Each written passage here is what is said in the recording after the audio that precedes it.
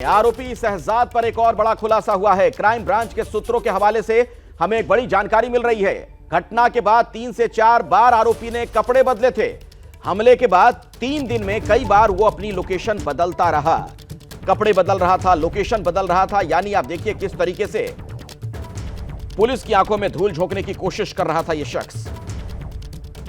Crime branch के सूत्रों ने हमें यह बड़ी जानकारी दी है कि घटना के बाद 3 से 4 बार आरोपी ने कपड़े बदले, बार बार लोकेशन बदलता रहा, एक जगह से दूसरी जगह जा रहा था ताकि पुलिस की जांच को गुमराह कर सके।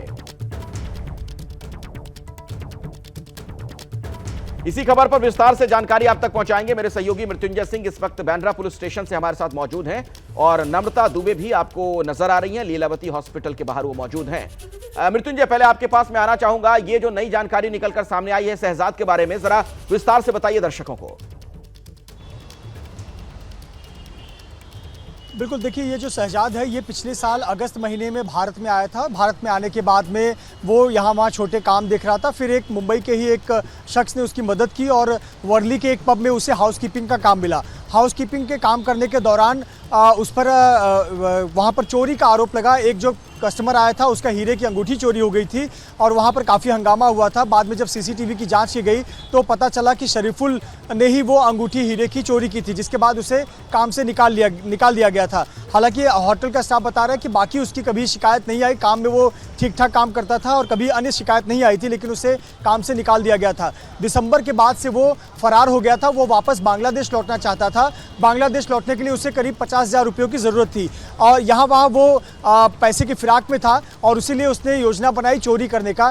सैफ अली खान के घर में जब चोरी की घटना को अंजाम देने गया था और नाकाम कोशिश के बाद और हमला करने के बाद वो फरार हुआ, उसके बाद वो मुंबई से बाहर नहीं निकल पाया था। यहाँ तक कि वो जब बांद्रा से सबसे पहले वो दादर गया, दादर से वर्ली गया, वर्ली से वापस दादर आया, दादर से अंधेरी गया, अंधेरी से फिर दादर गया और दादर से थाने गया। इस प्रकार से वो लगातार अपनी लोकेशन बदल रहा था और इसी वजह से पुलिसकर्मियों को, जांच टीमों को उसे पकड़ने में सफलता नहीं मिल रही थी। साथ ही साथ वो अपने कपड़े बार बार बदल रहा था। वो हर दिन में 2 या 3 बार अपने शर्ट बदला करता था।